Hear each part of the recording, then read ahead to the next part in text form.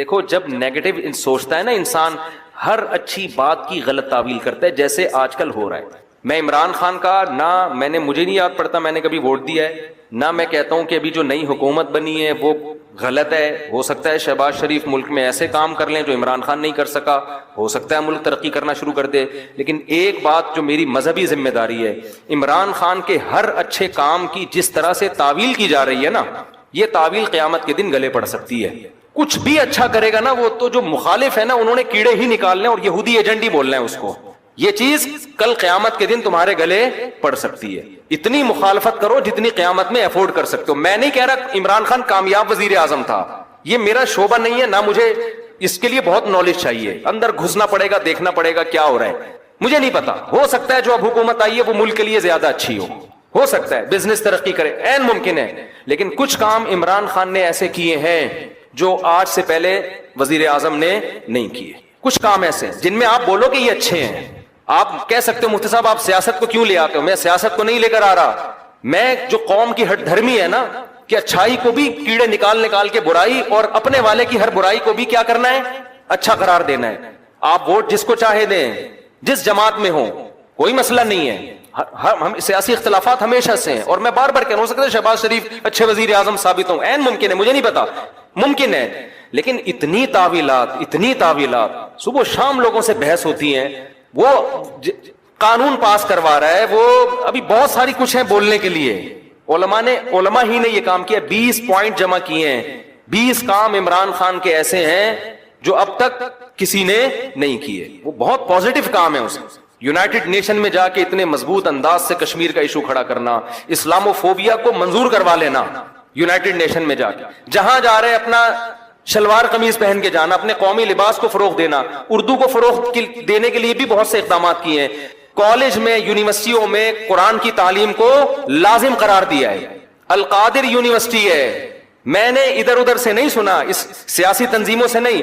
القادر university کے جو ڈین ہیں ڈاکٹر ذیشان، مفتی تقی عثمانی صاحب سے ان کا تعلق ہے. ڈاکٹر ذیشان کے حوالے کیا القادر یونیورسٹی کو کہ یہاں اسلامی ماحول ہونا چاہیے، صوفی ازم سکھائیں، یہاں پہ اسلامی ماحول سکھائیں. وہ ڈاکٹر ذیشان سے تو ہماری ملاقاتیں ہوئی ہیں. میں جو باتیں کر رہا ہوں نا، میں ادھر ادھر سے سن کے نہیں کر رہا، میں ان لوگوں سے کر رہا ہوں جو کسی تنظیم کے نہیں ہے، نہ وہ پی ٹی آئی کے اور نہ وہ کسی اور تنظیم کے، اور وہ لوگ نیوٹرل ہیں بالکل، جن کا کسی سے کوئی مفاد نہیں ہے. وہ بتاتے ہیں کہ ہمیں بلایا. میں جب گورنر ہاؤس گیا ہوں وزیر اعظم سے ملنے کے لیے، ایک کپ چائے کی پیالی بھی ہمیں نہیں ملی ہے. عمران خان کے دور میں ایک چائے کی پیالی بھی ہمیں نہیں ملی. وہاں گورنر ہاؤس میں لوگوں نے بتایا، کیا بتایا، کہ آج سے پہلے جتنے وزراء تھے جب مہمان آتے تھے لاکھوں روپے کا بجٹ تھا ان کا، لاکھوں روپے کا جو مہمان پھوڑتے تھے یہاں بیٹھ کے. وزیر اعظم نے آتے ہی وہ سارا بجٹ کیا کر دیا، ختم. یہ غریب ملک ہے، اس کو اتنی عیاشی کرانے کی بالکل بھی ضرورت نہیں ہے. مہمان آئے، چائے پیئیں، پتلی گلی سے نکلیں. تو کچھ پازیٹو کام ہیں، آپ ان کو مان لو کہ یہ کیا ہیں، پازیٹو. مخالفت کرو اعتدال کے ساتھ. سمجھ رہے ہو؟ تو میں پھر کہہ رہا ہوں کہ ہو سکتا ہے شہباز شریف ملک کے زیادہ اچھے وزیر اعظم ثابت ہوں، ممکن ہے. یہ میرا ٹاپک نہیں ہے. میرا اتنا فرض ضرور بنتا ہے کہ مخالفت کرو اعتدال سے. آپ الزام لگاؤ کہ ناکام وزیر اعظم، اس میں یہ خامیاں تھیں، یہ خامیاں جس کی وجہ سے ناکام ہو گیا، ٹھیک ہے.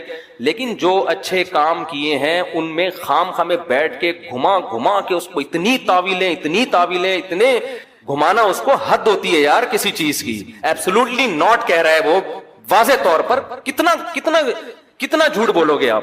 ہر چیز کو گھما رہے ہو، اور سارے کام یہودیوں کے خلاف کر رہا ہے. ٹھپا لگا دیا اس کے اوپر یہودی ایجنٹ ہونے کا. یہ غلط ہے. تو اور بھی بہت کچھ ہے. کبھی موقع ملا تو میں وہ 20 پوائنٹ ریکارڈ کرواؤں گا. 20 پوائنٹ جو ہے نا، مجھے موقع ملا تو. لیکن وہی ہوتا ہے کہ لوگ پھر ہمیں سمجھتے ہیں کہ میں پی ٹی آئی کا سپورٹر ہوں یا میں جے یو آئی کا مخالفت کر رہا ہوں. میں نہ جے یو آئی کا حامی ہوں نہ مخالف ہوں. یہ آپ کی سیاست ہے، آپ جانیں. اور اگر میں حامی ہوں گا بھی تو یہاں ممبر پہ نہیں ہوں گا.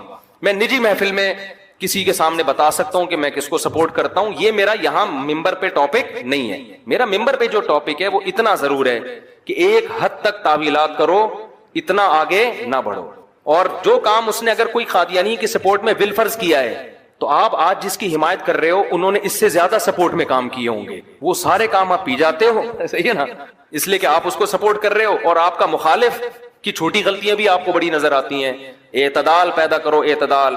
دیکھو کسی بھی تنظیم میں بن کے رہو، کوئی مسئلہ نہیں ہے. سیاسی اختلافات ہوتے ہیں، کوئی پیپلز پارٹی میں، کوئی مسلم لیگ میں، ہر قوم میں اچھے برے ہوتے ہیں. لیکن آپ مخالف کی اچھے کو اچھا کہو، اس کی غلط کو غلط کہو، اور اپنے لیڈر کے غلط کو غلط کہو اور اچھے کو اچھا کہو، اگر آپ کے پاس مضبوط ذرائع سے معلومات پہنچ جاتی ہیں تو نہیں پہنچتی تو پھر خاموشی اختیار کرو۔ عمران خان سے 100 دفعہ اختلاف کے باوجود عمران خان نے ختم نبوت کا مسئلے پر بھی علماء کو بلایا ہے، علماء سے ملاقات کی پوری کوشش کی، مگر بہت سے علماء، میں نام لینا مناسب نہیں سمجھتا، وہ عمران خان سے بولو بھائی نہیں ملے۔ ان کی کوئی سیاسی مجبوریاں تھیں یا کیا تھا، وہ یہ سمجھتے تھے کہ ہمیں کیش کرا رہا ہے، واللہ عالم۔ لیکن ایک اصولی بات ہے کہ جب آپ کو بلایا جا رہا ہے، علماء کو ساتھ بٹھانے کی حکومت کوشش کر رہی ہے، اور آپ اپنی سیاسی مجبوریاں یا کسی بھی بیس پر آپ نہیں بیٹھ رہے، تو پھر جب آپ کے خلاف قانون سازی ہوگی تو پھر آپ کو احتجاج کرنے کی اجازت، وہ کہہ سکتا ہے بھائی میں نے بلایا تھا آپ نہیں آئے، ختم، اب آپ کیوں مجھے قادیانی اور یہودی ایجنٹ کے تانے دے رہے ہو؟ تو ایسا ہوا ہے کہ عمران خان نے کوشش کی علماء کو ساتھ بٹھانے کی، چند علماء کو جو مشہور علماء ہیں، یعنی بڑے طبقے کے علماء ہیں، لیکن ان علماء نے انکار کر دیا۔ میں ان علماء پہ طنز نہیں کر رہا، ہو سکتا ہے ان کی کوئی مجبوری ہو کہ بھئی ہمیں کیش کرانا چاہ رہا ہے یا کیا کرنا چاہ رہا ہے، لیکن بات یہ ہے کہ ہم دلوں کا حال نہیں جانتے، ایسا تو کوئی بھی کہہ سکتا ہے، تو اس کے لیے حجت تمام ہو سکتی تھی۔ تو اللہ تعالیٰ مولانا طاہر صاحب کو دنیا اور آخرت کی بھلائیاں دے، انہوں نے آگے بڑھ کے قدم اٹھایا ہے تاکہ علماء اور حکومت کے درمیان فاصلے، اگر وہ بھی کہتے جاؤ تم یہودی ایجنٹ ہے، تو پتہ نہیں کیا کہ جو فوج الزامات لگ رہے ہیں، تو کہتا ٹھیک ہے بھائی ٹھیک ہے، پھر ہم نے جو یہ نعرہ لگایا مدینہ کی ریاست، ہم یہ نعرہ واپس لے رہے ہیں، یہ ملک سیکولر بنے گا، یہ اسلام کا قلعہ بنی نہیں سکتا۔ اس کے پاس ایک جواز ہوتا، اب ممکن ہے مدینہ کی ریاست بنائے یا نہ بنائے یہ تو میں نہیں جانتا، لیکن حجت تو تام ہو گئی نا، کہہ تو سکتے ہیں کہ آپ دعوے کیا کر رہے تھے اور آپ کر کیا رہے۔ ان سے پہلے جو حکمران تھے وہ تو اسلام کا نام لینا ہی چھوڑ دیا تھا۔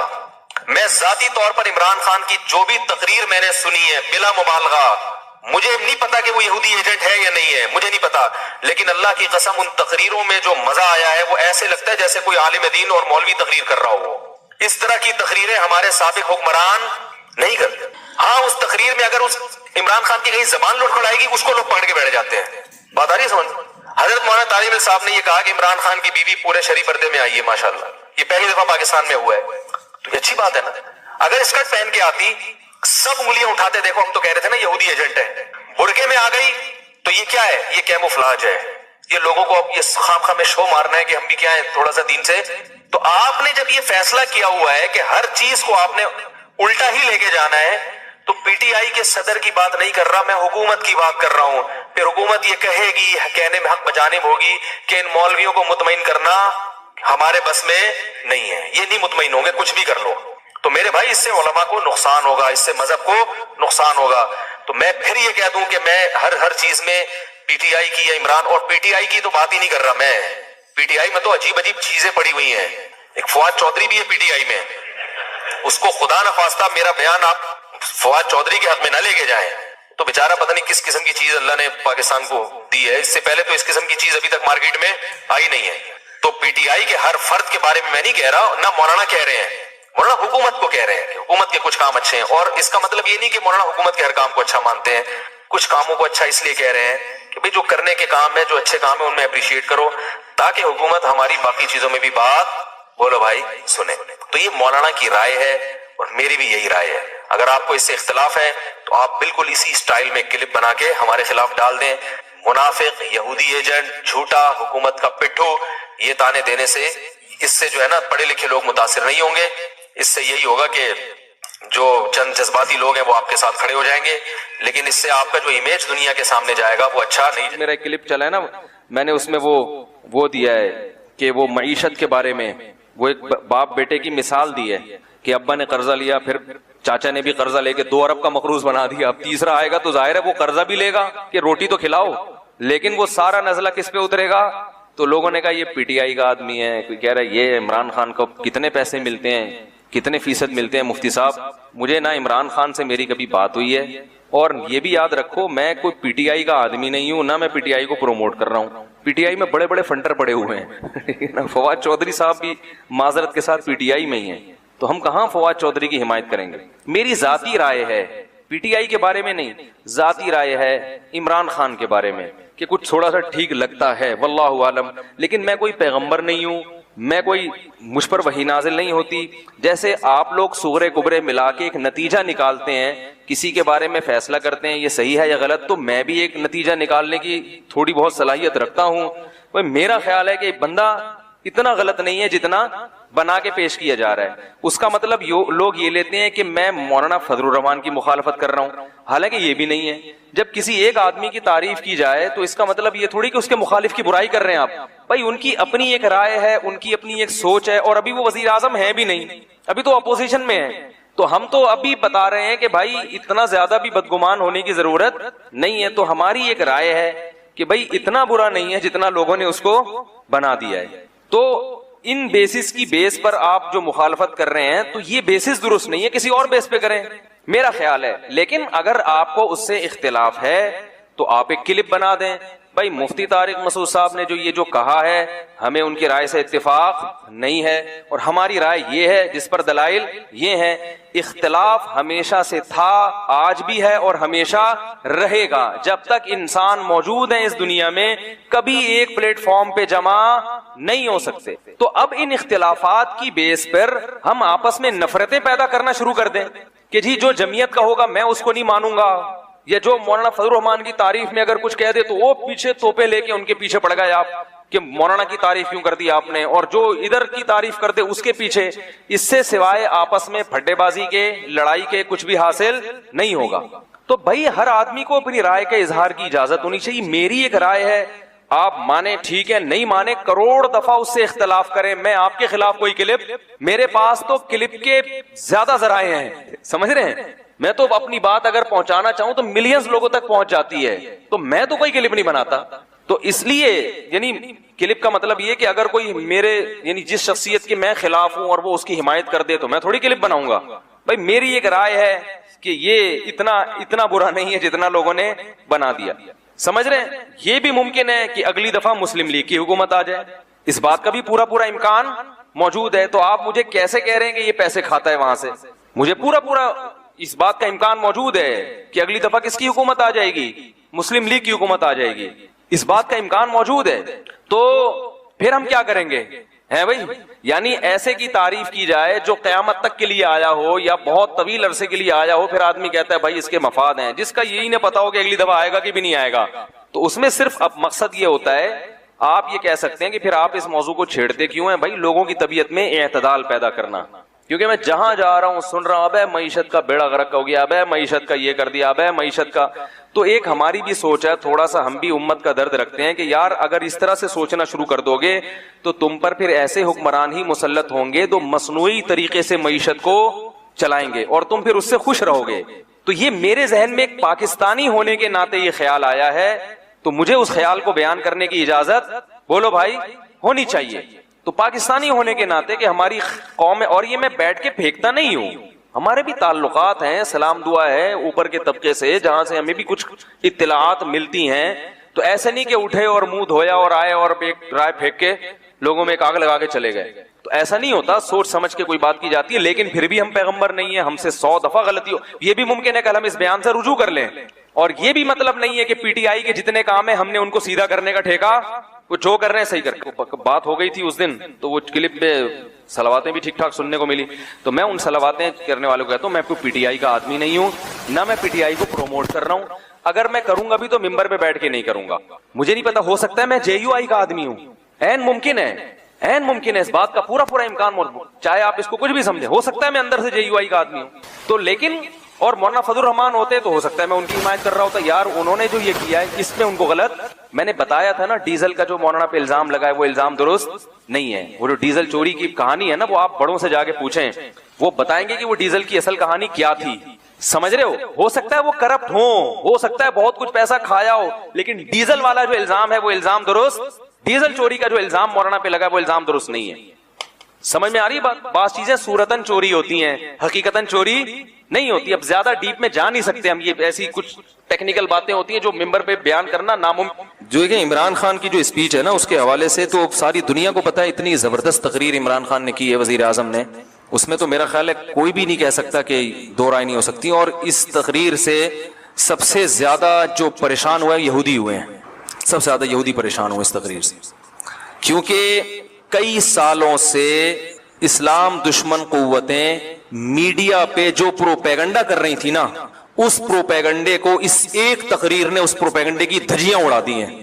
کیونکہ ایک انتہائی ذمہ دار آدمی جو ایک اسلامی کنٹری کا وزیر اعظم ہے، ایک عام آدمی نہیں ہے، ایک اسلامی، کیونکہ سارے پروپیگنڈا اسلام کے خلاف ہو رہا تھا نا، تو ایک اسلامی کنٹری کا وزیر اعظم، اور ایسی جگہ پہ کھڑے ہو کر کہ دنیا میں اس سے زیادہ حساس جگہ اور اہم جگہ کوئی ہو نہیں سکتی، اقوام متحدہ کی جنرل اسمبلی میں اتنی لمبی تقریر اتنے کانفیڈنس کے ساتھ اور اتنے اہم ترین ایشوز پر اتنے کانفیڈنس کے ساتھ اور اتنے مدلل انداز میں بیان کر کے انہی کا چہرہ ان کو دکھانا، یہ میں کہتا ہوں کہ اس پہ پوری قوم کو، جب وہ ملک میں واپس آئے نا، لوگ چھکا مار کے آتے ہیں، ورلڈ کپ جیت کے آتے ہیں، پوری قوم کھلاڑیوں کو اٹھا لیتی ہے کندھوں پہ، حالانکہ انہوں نے چھکا مارا ہوتا ہے اور کچھ نہیں کیا ہوتا. اس پہ پوری قوم کو بہترین طریقے سے خراج تحسین پیش کرنی چاہیے، جو میں سمجھتا ہوں کہ جتنی پیش کرنی چاہیے اتنی پیش کی نہیں جا رہی ہے. یہ بڑے دل گردے کا کام ہے کہ ایک ایسے حساس مقام پہ کھڑے ہو کر بھائی اتنے کانفیڈنس کے ساتھ آپ اتنے حساس ایشوز کو آپ اٹھائیں اور اتنے مدلل انداز میں. لکھی ہوئی تقریروں میں آپ کا پیغام چلا جاتا ہے، آپ کے جذبات نہیں جاتے. دیکھو اکثر عرب ملکوں میں لکھی ہوئی تقریریں پڑھ کے سنائی جاتی ہیں، اس سے لوگ موٹیویٹ نہیں ہوتے، کیونکہ اس میں یہ پیغام جا رہا ہوتا ہے کہ ان کو محکمہ اوقاف والوں نے یہ لکھ کے دیا ہے، یہ وہ پارسل کر رہے ہیں آگے، ان کے اپنے جذبات کیا ہے وہ نہیں. میں نے ایک سعودی وہاں دبئی میں ایک بڑے شیخ تھے، عالم تھے، ان سے میں نے پوچھا، میں نے کہا آپ کے یہ لکھی ہوئی تقریریں کیا ہے یار، اس سے تو فائدہ نہیں ہوتا لوگوں کو. انہوں نے کہا بھائی جو اگر کسی عالم کی اچھی استعداد ہو، وہ قرآن و سنت پہ بات کرے تو ہم اس کو پابند نہیں کرتے، لیکن لوگ ہی ذی استعداد نہیں ہوتے تو وہ پھر ادھر ادھر کی پھینکنا نہ شروع کرتے، اس لیے محکمہ اوقاف نے ان کو پابند بنایا گئی ہے. تو کہنا ہمیں کوئی وہ نہیں ہے. تو وہ مجھے بات ان کی بڑی مدلل لگی کہ بھائی وہ جو لوگ امامت کے لیے بھرتی ہونے کے لیے آتے ہیں ان میں اتنی صلاحیت ہی نہیں ہوتی، تو پھر وہ ادھر ادھر چلے جائیں. تو لیکن بہرحال لکھی ہوئی تقریر کا اثر نہیں ہوتا، آپ کے جذبات نہیں پتہ چلتے. اس تقریر میں جو وزیر اعظم ہے، تو ابھی چھوڑ دو P T I, J you I, Jamaat Islami, Muslim league, سیاسی اختلافات یہ رہیں گے اور یہ ہمیشہ سے ہوتے آئے اور یہ ہوتے رہیں گے. ابھی آپ اس تقریر کو پاکستان کے وزیر اعظم کی تقریر کی حیثیت سے دیکھیں، آپ سمجھ رہے ہیں اس میں یہ اختلافات کے پی ٹی آئی کیا کہتی ہے، جے یو آئی کیا کہتی ہے، جماعت اسلامی کیا کہتی ہے، مسلم لیگ کیا کہتے ہیں، وہ اختلافات اپنی جگہ ہیں، وہ ان کی اپنی اپنی رائے ہے اور ہر ایک کی رائے کا احترام کرنا چاہیے. نہ میں کسی کو غلط کہہ رہا ہوں نہ صحیح کہہ رہا ہوں، لیکن میں یہ کہہ رہا ہوں کہ بھائی ہم اس وقت ایک پاکستانی قوم کی حیثیت سے، جس میں غیر مسلموں کو بھی شامل ہو جانا چاہیے، پاکستانی ہونے میں تو وہ بھی ہمارے ساتھ ہے نا، ایک پاکستانی ہونے کی حیثیت سے ہمارے وزیر اعظم نے ایک ایسی حساس جگہ پر کھڑے ہو کر بہادری کے ساتھ، بڑے کانفیڈنس کے ساتھ ان مسائل پر بات کی ہے جن مسائل پر بہت عرصے سے بہت ہی غلط پروپیگنڈا ہوتا رہا ہے، اور بڑے کانفیڈنس کے ساتھ اور دلائل کے ساتھ بات کی ہے جن دلائل کا ان میں سے کسی کے پاس جواب نہیں ہے. تو بھرپور طریقے سے اس پہ اپریشیٹ کرنا چاہیے، فیس بک پہ، یوٹیوب پہ. اور پہلے تو میں ان چیزوں کا قائل نہیں تھا اپریشیٹ کرنے سے کیا ہوتا ہے، لیکن جب میں دیکھتا ہوں نا میری کسی بیان پر لوگ اپریشیٹ کرتے ہیں، بڑا حوصلہ ملتا ہے انسان کو، تو اور خاص طور پڑھے لکھے لوگوں کی طرف سے. تو یہ انسان کی فطرت ہے، اگر آپ اس کو جو ہے وہ حوصلہ شکنی کریں گے نا کسی پر. تو یہ ہمارے استاذ نے ایک بڑی پیاری بات کی.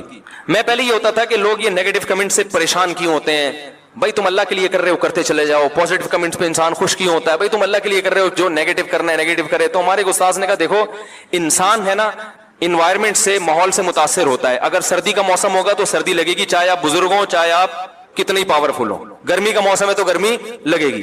تو جو ماحول چل رہا ہوتا ہے، لوگ آپ کی حوصلہ افزائی کر رہے ہیں تو آپ کتنے ہی مضبوط کیوں نہ ہو، آپ اس سے متاثر ہوگے اور آپ کو ایک جذبہ ملے گا کہ یار ویل ڈن، زبردست، کہتے ہیں نا کیپ اٹ اپ. ٹھیک ہے، میرے 4 شادیوں پہ جو بیانات ہیں نا ان میں لوگ بہت کہتے ہیں کیپ اٹ اپ. جو کنوارے ہیں نا ان کے کیپ اٹ اپ، مفتی صاحب کیپ اٹ اپ. تو وہ ایسا انہوں نے بار بار لکھا ہوتا ہے اللہ مفتی صاحب زبردست، تو میں سمجھ جاتا ہوں یہ کنوارا ہے. ٹھیک ہے نا، تو حوصلہ ملتا ہے انسان کو. نیگیٹو چیزیں چلتی ہیں تو ہوتا ہے، خاص طور پڑھے لکھے لوگوں کی طرف سے. ایسے ہی جو فضول قسم کے گالیاں دے رہے ہیں، فوش دے رہے ہیں، وہ تو اپنا ٹائم ضائع کرنے کے علاوہ کچھ بھی نہیں. تو بھائی اس میں اس اسپیچ کا سالوں سے انتظار تھا اور اس میں بہرحال وزیر اعظم کو اپریشیٹ کرنا چاہیے بھرپور طریقے سے. اس میں نیگیٹیوٹی کو لوگ اس میں بھی لگے ہوئے ہیں، کچھ لوگ یہ تھا ابے باتوں سے کیا ہوتا ہے، تو تم کر لو جا کے باتیں، بھائی باتوں سے ہی ہوتا ہے سب کچھ. حضرت جعفر طیار نے نجاشی کے سامنے باتیں ہی تو کی تھی جس پہ وہ پھوٹ پھوٹ کے رونے لگا تھا، مسلمان ہو گیا تھا. تو بہت کچھ ہو جاتا ہے باتوں سے. اور ان باتوں سے ممکن ہے اقوام متحدہ کی اسمبلی میں ایسے لوگ بیٹھے ہوں جو اسلام دشمن ہوں، وہ لیکن بات یہ کہ یہ پیغام صرف ان تک نہیں گیا, یہ پوری دنیا میں گیا ہے پیغام. جب پوری دنیا میں پیغام جاتا ہے تو مخالفت کرنے والے بھی دباؤ کا شکار ہوتا ہے کہ بھائی اس کا کیا جواب ہے آپ کے پاس, اور اس تقریر کے کچھ اچھے اثرات مرتب بھی ہوئے ہیں. اور بہرحال میں کہتا ہوں کہ یہ بڑا, میں کیا کہہ رہا ہوں, میری کیا اوقات ہے, بڑے بڑے علماء کہہ رہے ہیں. تو اگر کوئی میرے اس اسپیچ کے بعد مجھ پہ انگلی اٹھاتا ہے تو مجھ پہ نہیں, سب سے پہلے ان بڑے علماء پہ انگلی اٹھاؤ جو حضرت مفتی تقی عثمانی صاحب نے اپریشیٹ کیا ہے, ٹویٹ کیا انہوں نے, اور ان کے تو بڑے نپے تلے الفاظ ہوتے ہیں, وہ اتنے آرام سے کسی پہ کمنٹس نہیں کرتے. وہ تو اکثر سیاست میں تو وہ باتیں ہی نہیں کرتے, اور میں بھی سیاسی باتیں نہیں کرتا, چھوڑ دی ہیں جو پہلے میں کرتا تھا, توبہ کر لی میں نے.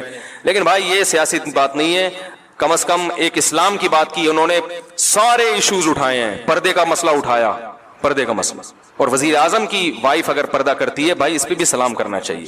دیکھو جو اونچی پوسٹ پہ جو لوگ ہوتے ہیں نا, ہمارے پردے کے 1 گھنٹہ بیان سے اتنا خواتین کو حوصلہ افزائی نہیں ہوتی جتنا کسی ایسی بڑی شخصیت کی بیوی کو جب عورتیں پردہ کرتی ہوئی دیکھتی ہیں تو ان کے دل میں جو پردے کی اہمیت بیٹھتی ہے اور پردے سے جو ایک وحشت تھی وہ ختم ہوتی ہے, وہ ہماری 1 گھنٹے کی تقریر سے نہیں ہوگی.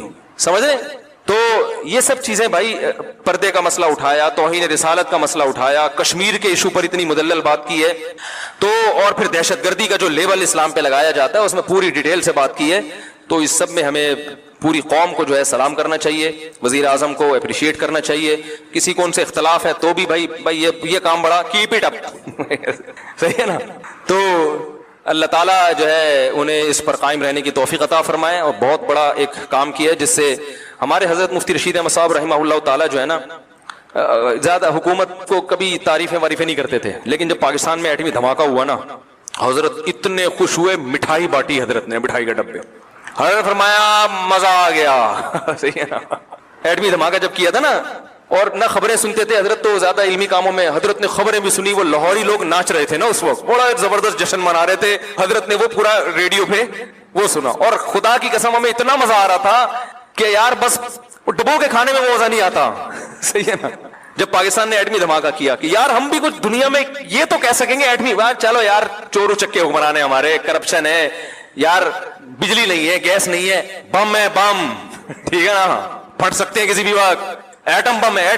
اسلامی ملکوں میں واحد ریاست, ٹھیک ہے لنگڑا لولا اسلام نافذ ہے, پردے پر بھی یعنی قانون نافذ نہیں ہو پا رہا ہے یہاں پہ, لنگڑا لولا اسلام ہے, نام تو اسلام کا لگا ہوا ہے نا, تو ایک پاور تو آ گئی. اب کوئی ہم پہ حملہ کرتے ہوئے 100 دفعہ سوچے گا, کسی کو کچھ تو بتائیں گے یار ایٹمی پاور, ایٹم بم ہونا آسان کام نہیں ہے, ایٹمی پاور ہونا معمولی چیز نہیں ہے, ورنہ ہر ملک ایٹمی پاور بن جاتا. بڑا اس پہ سرمایہ خرچ ہوا ہے, سائنسدانوں کی عمریں لگی ہیں اس کے اوپر, بہت سارے ملک انوالو ہوئے ہیں, تب جا کے پاکستان ایٹمی پاور بنا ہے. یہ حضرت اتنے خوش تھے, ہم نے کہا واہ بھائی واہ. حضرت مٹھائی کے اتنے سخت خلاف تھے نا, کبھی نہ میں نے حضرت کو دیکھا مٹھائی کھاتے ہوئے اور نہ کسی کو کھلاتے تھے. وہ فرماتے ہیں یہ کوئی کھانے کی چیز ہے, پیٹ کو خراب کرتی ہے, سالہ نظام سارا وہ تو صحت کا بڑا خیال, لیکن حضرت نے اپنے اصول توڑ دیے, ایسا خوش ہوئے. تو خدا کی قسم ہمیں یہی خوشی اس تقریر پر ہو رہی ہے, ہمیں یہی, حالانکہ حضرت تو مسلم لیگ کی بہت سی پالیسیوں کے خلاف بھی تھے, لیکن فرمایا بم دھماکہ کیا, مزہ آ گیا, ٹائٹ کام ہو گیا, ہٹو بچوں والا. تو بھائی جس کو پی ٹی آئی سے اختلاف ہے 100 دفعہ کرے اختلاف, کوئی وہ فرشتوں کی جماعت نہیں ہے, ٹھیک ہے نا. جس کو عمران خان سے اختلاف ہے وہ کرے, ہمیں اس سے کیا, کام بڑا خاندانی ہو گیا. اس پہ وزیر اعظم کو سلوٹ کرنا چاہیے. اللہ تعالیٰ ہمارے جو ملکوں میں بھی جو جس کا کام ہے اس کو لوگ مجھ سے آ کے پوچھتے ہیں پاکستان کے حالات, میں کہتا ہوں نہ میں نے خراب کیے نہ میں ٹھیک کر سکتا ہوں, میں امیدیں دلا سکتا ہوں کہ حالات اچھے ہو جائیں گے انشاءاللہ. اور یہ جھوٹی موٹی کی امیدیں نہیں ہیں, اکنامکلی حالات الحمدللہ اچھے ہونے جا رہے ہیں.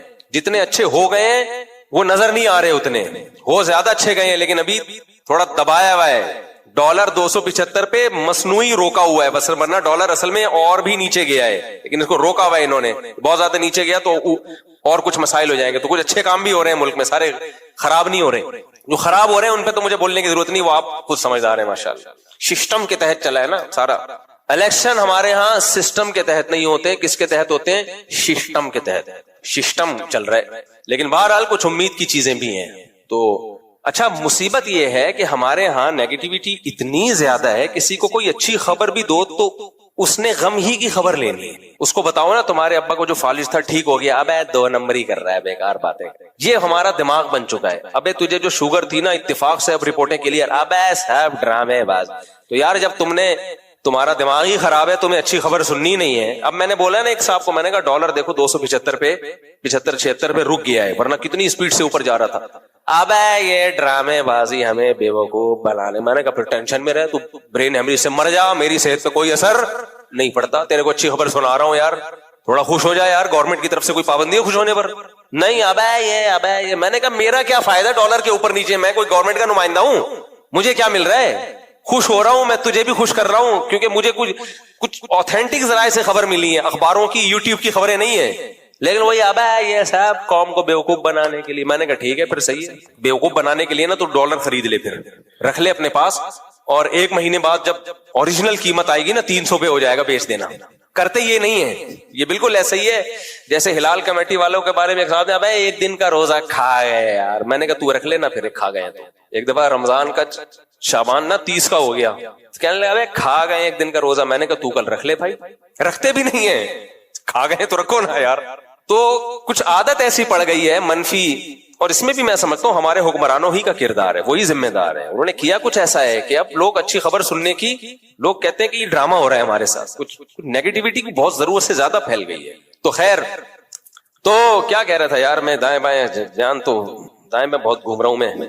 بات کیا چل رہی تھی؟ آپ دیکھو جا کے, عربی کے علاوہ کوئی عالم حرم میں ایسا نہیں ہے جس کو درس دینے کی اجازت ہو, عربوں کے علاوہ, سوائے اردو میں ایک مولانا مکی صاحب کے. اور بادشاہ نے ان کو لیٹر لکھ کے دیا تھا کہ ان کے دادا کو, کہ آپ کے بعد آپ کا بیٹا, اس کے بعد ان کا بیٹا, جب تک آپ کی نسل چلتی رہے گی کوئی حرم سے آپ کو ہٹائے گا نہیں.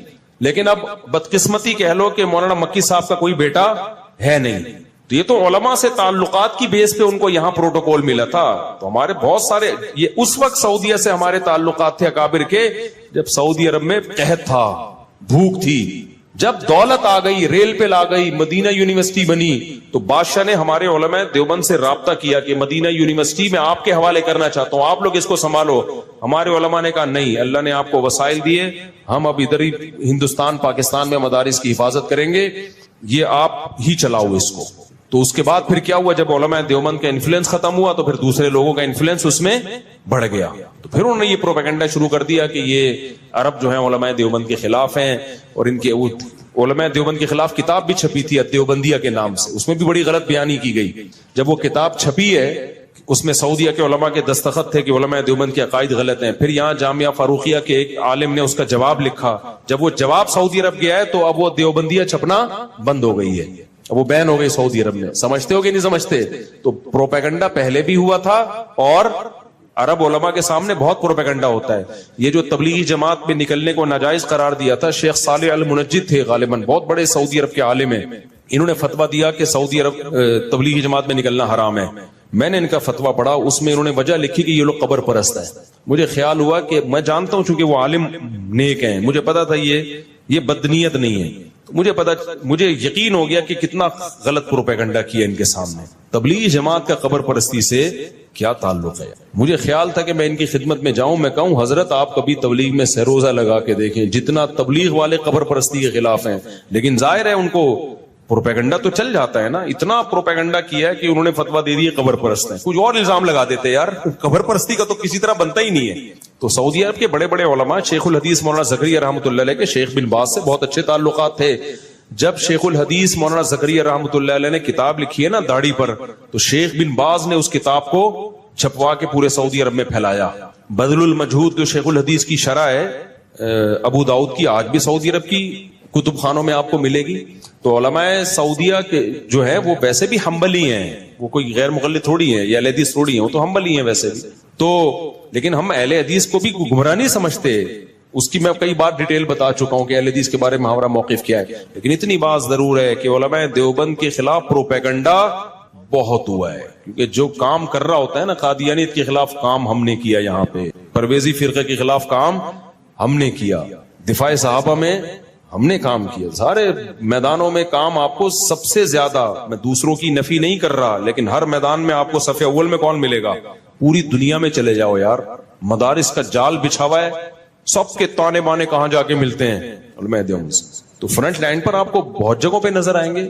دوسرے بھی کام کر رہے ہیں, ان کی نفی نہیں کر رہا میں, لیکن پروپیگنڈا ہمارے خلاف بہت ہوا. ایک سعودی مجھ سے ملے, عالم تھے, سعودی عالم تھے, انہوں نے کہنے لگے آپ لوگ کے عقیدے قرآن و سنت کے خلاف ہیں, آپ دیوبندی ہو. میں نے کہا کیا خلاف ہیں؟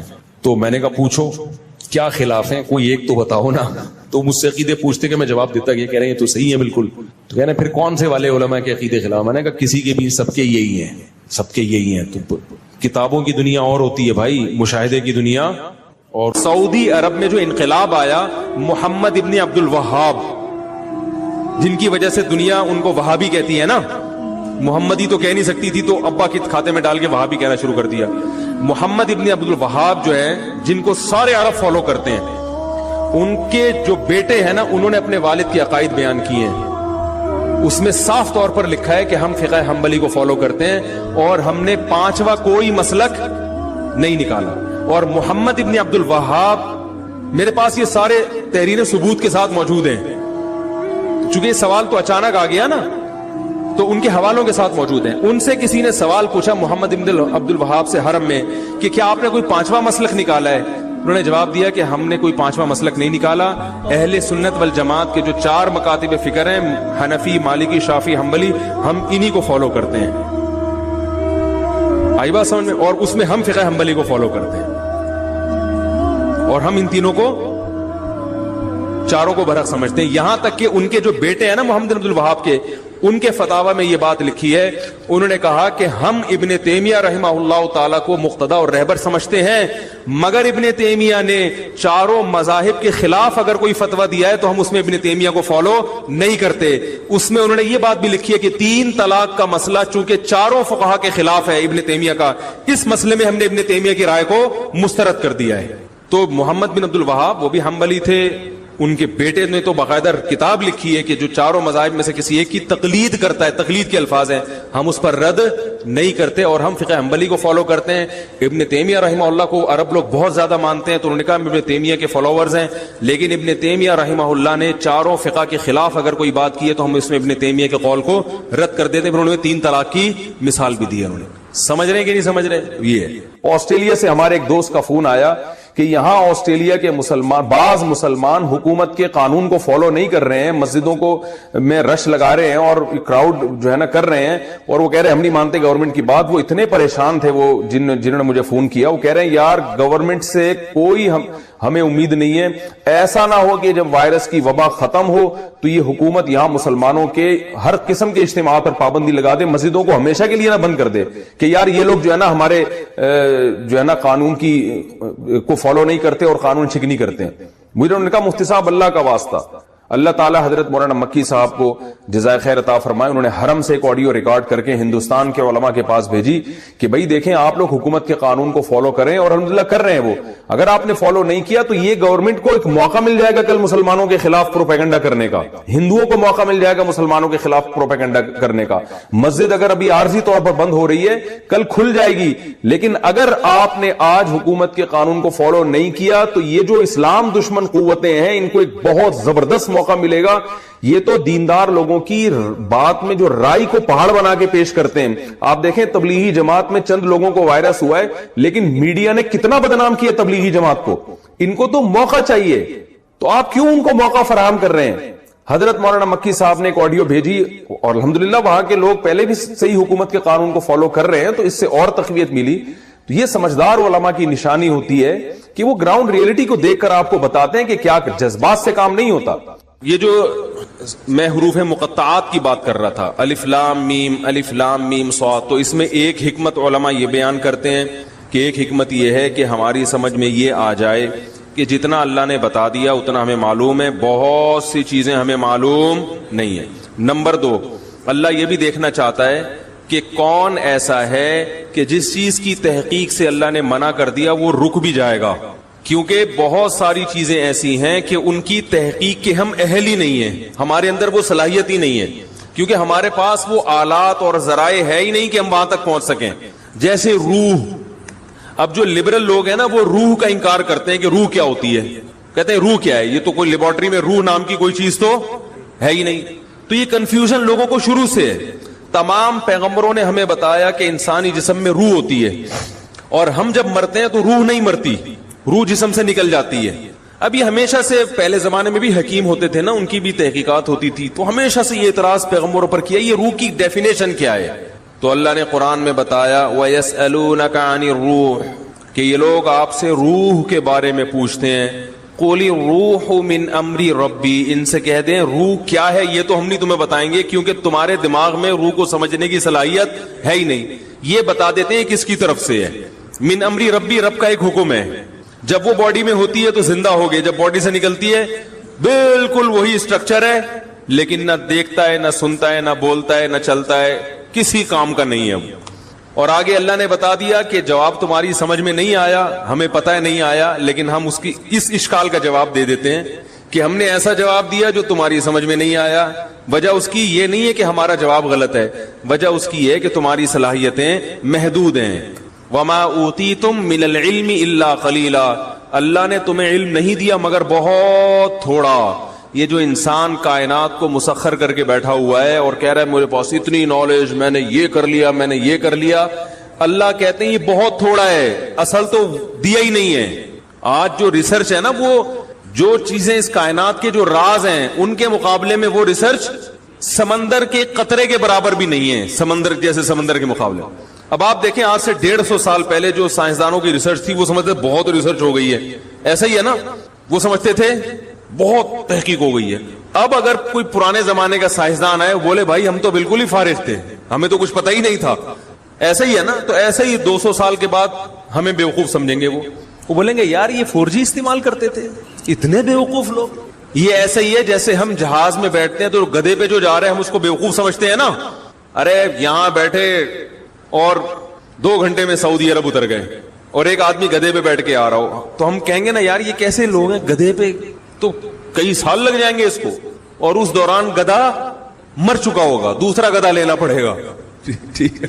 اور جو اس زمانے میں گدھے پہ بیٹھ کے سفر کرتا تھا وہ اپنے آپ کو بہت بڑا سائنسدان سمجھتا تھا کہ میں ایک ایسا جانور مجھے ملا ہے۔ جب پہلی دفعہ گدھا دریافت ہوا ہوگا، پہلی دفعہ، بھائی شروع میں تو انسان پیدل سفر کرتا تھا نا، جب پہلی دفعہ انسان نے کسی گدھے کو دیکھا ہوگا تو پہلے تو ڈرا ہوگا کہ یہ کہیں شیر کی طرح حملہ نہ کر دے، ہے بھائی، پتہ نہیں اس کی پیٹھ پہ بیٹھیں گے تو ہڈی نہ ٹوٹ جائے اس کی، تو یہ کیا ٹرائی کی ہوگی نا، بہت سے جانور ٹرائی کیے ہوں گے، انہوں نے زیبرے کو بھی ٹرائی کر کے دیکھا ہوگا، اس نے زیبرے کی لات میں کہتے ہیں سب سے زیادہ طاقت ہے، چوپائے جتنے زمین پہ چلتے ہیں نا ان میں سب سے زیادہ پاورفل لات جو ہے نا، پچھلی لات وہ زیبرے کی ہے، وہ اگر مار دے تو جبڑا پھاڑ دیتا ہے انسان کا، اتنی پاور۔ میں تنزانیہ گیا تو وہاں ایک عالم تھے انڈیا کے، وہ عالم ہونے کے ساتھ ساتھ انہوں نے کچھ PhD وغیرہ کیا ہوا تھا جانوروں میں، یعنی علم دین بھی تھا اور دنیا کا بھی کافی علم تھا ان کے پاس، وہ جانوروں کے بارے میں کافی معلومات تھے، تو میں نے ان کو پکڑ لیا، میں نے کہا مجھے ذرا زیبرے کے بارے میں رپورٹ پیش کریں ذرا، تو انہوں نے زیبرے کے بارے میں عجیب عجیب باتیں بتائیں، اس میں ایک یہ بات بھی کہ اس کی جو پچھلی لات ہے نا، یعنی یہ اگر شکار بھی آپ نے کیا، گن سے اس کو مارا ہے، قریب گئے ذبح کرنے کے لیے تو لات سے دور رہے آپ، یہ لات ایسی مارتا ہے کہ پھر زیبرا کھڑا ہوا ہوگا، آپ لیٹے ہوئے ہوگے، لوگ آپ کو حلال کرنے کا سوچ رہے ہوں گے، بھائی اب یہ بچنا تو ہے نہیں تو کھال کسی کام آ جائے۔ خیر، تو کیا بات کر رہا تھا یار، میں باتیں ادھر ادھر بہت ہیں۔ ہاں، گدھا جب دریافت ہوا ہوگا فرسٹ ٹائم تو اس کے بارے میں بھی تو لوگوں نے، یہ بھی تو ایک ریسرچ تھی نا، تحقیق تھی کہ یار یہ سواری کے قابل ہے یا نہیں، اس سے ہم کیا کام لے سکتے ہیں۔ تو گدھے کے علاوہ بھی کچھ جانوروں کو ٹرائی کیا ہوگا، وہ تجربہ ناکام ہوا ہوگا، کچھ اس میں زخمی ہو گئے، تو گدھے کا تجربہ کیا ہو گیا، کامیاب۔ تو اس زمانے میں جو گدھے پہ سوار ہوتا تھا وہ اپنے آپ کو ترقی یافتہ سمجھتا تھا۔ میں نے ایک تحقیق، پہیا جب ایجاد ہوا ہوگا تو اس سائنسدان نے اپنے آپ کو سمجھا ہوگا بہت بڑی چیز ایجاد کر لی۔ تو بالکل اسی طرح آج سے 200 سال کے بعد ہم جو 4G استعمال کر رہے ہیں، کچھ دیکھ رہے ہوتے ہیں، بفرنگ شروع ہو جاتی ہے، تو وہ ہمیں گدھے اور گھوڑے کے دور کا انسان سمجھیں گے 200 سال بعد والے، اور ہم سمجھ رہے ہیں کہ ہم پتہ نہیں کہاں پہنچ چکے ہیں۔ تو اللہ نے قرآن میں ارشاد فرمایا کہ تمہیں جو علم دیا گیا ہے وہ بہت تھوڑا ہے، بہت تھوڑا۔ تو جب بہت سی باتیں تمہیں معلوم نہیں ہے، جن کی حقیقت تمہیں معلوم نہیں ہے، تو اگر روح کی حقیقت بھی تمہیں معلوم نہیں ہے تو یہ کوئی اتنی پریشان ہونے کی چیز نہیں ہے، اور یہ اسلام پہ اعتراض کرنے کی چیز نہیں ہے کیونکہ زندگی کیا ہے اس کو تو تم خود بھی ڈیفائن نہیں کر سکتے. سائنسدان زندگی کو اب تک ڈیفائن نہیں کر سکے حیات ہے کیا, وہ خود نہیں ڈیفائن کر سکے. یہ کیا ہے کہ ہم دیکھتے ہیں, سنتے ہیں, خود سے دیکھ رہے ہیں, خود سے سن رہے ہیں, بول رہے ہیں, یہ کیا ہوتا ہے؟ یہ خود بھی پوری طرح, کچھ تو تعریفیں ہیں لیکن پوری طرح نہیں ڈیفائن کر سکے اب تک. تو ہمیں شریعت نے بتایا کہ ایک روح ہے جو ہلکی ہے, جس کا جسم نہیں ہے, وہ باقاعدہ باڈی سے نکلتی ہے. روح کی بات چل رہی تھی, روح کی. تو اسی طرح روح کی حقیقت کیا ہے یہ ہمیں معلوم نہیں ہے, لیکن ایک ہے, اس کا جسم نہیں ہے, وہ ہلکی چیز ہے, وہ سیکنڈوں میں سفر کرتی ہے, وہ ہمارے جسم سے نکلتی ہے. نیک لوگوں کی روحیں فرشتے نکالتے ہیں, برے لوگوں کی روحیں وہ عذاب والے فرشتے نکالتے ہیں. والنازعات غرقا والناشطات نشطا والسابحات سبحا, قرآن میں ہے نا, قسم ان فرشتوں کی جو روح کو سختی کے ساتھ نکالتے ہیں. والناشطات نشطا, قسم ان فرشتوں کی جو روح اور جسم کا بندھن صرف کھولتے ہیں. یعنی روح تو نکلنے کے لیے تیار ہوتی ہے. جب وہ آخرت کی چیزیں دیکھتا ہے نا انسان مرتے ہوئے, اور جنت کی اور وہ نعمتیں اس کو نظر آتی ہیں, تو روح تڑپتی ہے کہ میں اس جسم سے آزاد ہو جاؤں. لیکن آزاد ہو نہیں ہوتی. فرشتے صرف اس روح اور باڈی کا جو ایک گرہ ہے اس کو کیا کرتے ہیں, کھول دیتے ہیں, اور وہ آزاد ہو جاتی ہے, خوش ہوتی ہے. اور ایک روح وہ ہوتی ہے کہ وہ جب آخرت کے مناظر دیکھتی ہے تو وہ باڈی میں گھسنے کی کوشش کرتی ہے. تو فرشتے کیا کرتے ہیں, اس کو نزع کرتے ہیں, کھینچتے ہیں. اس کی ایک مثال دی ہے بعض صحابہ نے کہ جیسے مخمل کا کپڑا جھاڑیوں میں پھنس جائے, کتنا مشکل ہے اس کو نکالنا, تو ایسے برے آدمی کی روح کو سیٹ کے جس نے بھی میرے خلاف کلپ بنانا ہوتا ہے نا, ٹھڑک نکالنی ہوتی ہے, 2 الزامات مجھ پہ لگاتا ہے وہ, کہ اس کو شادیوں کے علاوہ کچھ آتا نہیں ہے, ممبر پہ بیٹھ کے لطیفے سناتا ہے. یہ میں آج صبح سے یہی کام کر رہا تھا. ہماری ابھی مدرسے کی چھٹیاں ہیں, تو میں نے کہا چلو دیکھتے ہیں کہ ہمارے خلاف کیا کیا ہے. تو بہت سارے کلپ مجھے اپنے خلاف نظر آئے. تو میں دیکھ رہا تھا ان میں قدر مشترک کیا چیز ہے, کیا چیز کامن ہے جو سب ایک ہی الزام مجھ پہ لگاتے ہیں. تو ان میں ایک صاحب نے کلپ بنایا ہوا تھا کہ دیکھو, میرا بیان چلایا پہلے کہ یہ کہہ رہا ہے مزاروں پہ مت جاؤ, مزاروں پہ جانا شرک. پھر دوسرا کلپ چلایا, خود مندر گیا ہوا ہے. خود کہاں گیا ہوا ہے؟ مندر. وہ نہیں قلات میں جو مندر تھا, خود کہاں گیا ہوا ہے؟ مندر. واہ, مزاروں پہ جانا شرک اور مندروں میں جانا جائز. سمجھ رہے؟